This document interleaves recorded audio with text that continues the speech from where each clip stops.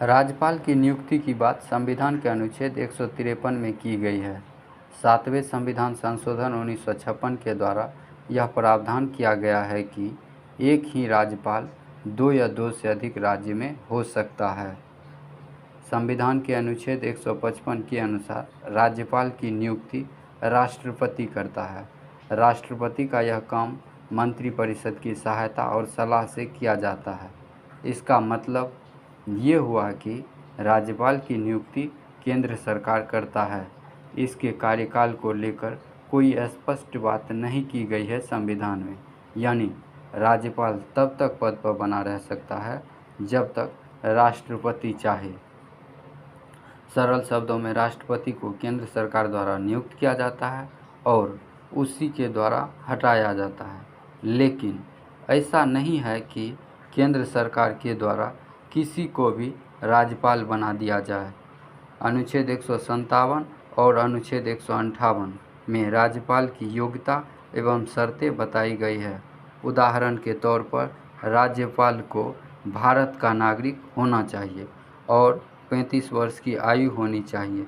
राज्यपाल को संसद या राज्य विधानमंडल का सदस्य नहीं होना चाहिए और किसी अन्य लाभ के पद पर नहीं होना चाहिए।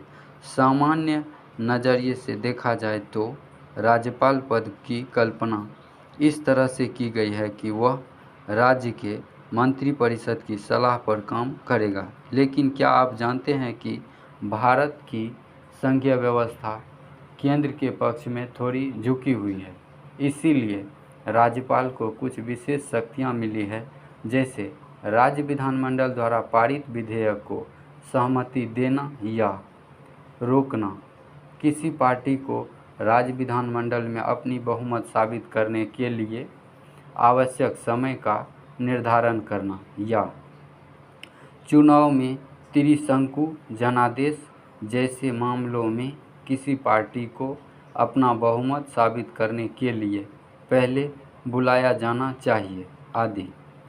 इन शब्दों का इस्तेमाल करने के दौरान राज्यपाल बड़ी महत्वपूर्ण स्थिति में हो जाता है। बस यही से विवाद उत्पन्न होता है और राज्यपाल पर यह आरोप लगता है कि वह केंद्र का एजेंट है या केंद्र सरकार के इशारे पर काम करता है। दरअसल संविधान में ऐसा कोई प्रावधान नहीं है कि राज्य और राज्यपाल के बीच जो विचारों का अंतराल होने पर किस तरह से काम करना है। इसी वजह से समस्या खड़ी होती है। इस समस्या के समाधान के लिए कुछ सुझाव दिए गए हैं।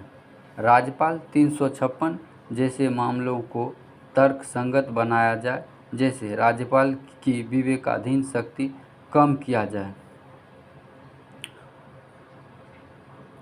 राज्यपाल की नियुक्ति में मुख्यमंत्री से विचार विमर्श लिया जाए। साथ ही पुंछी आयोग और सरकारिया आयोग के द्वारा जो सुझाव दिया गया है उसका पालन किया जाए।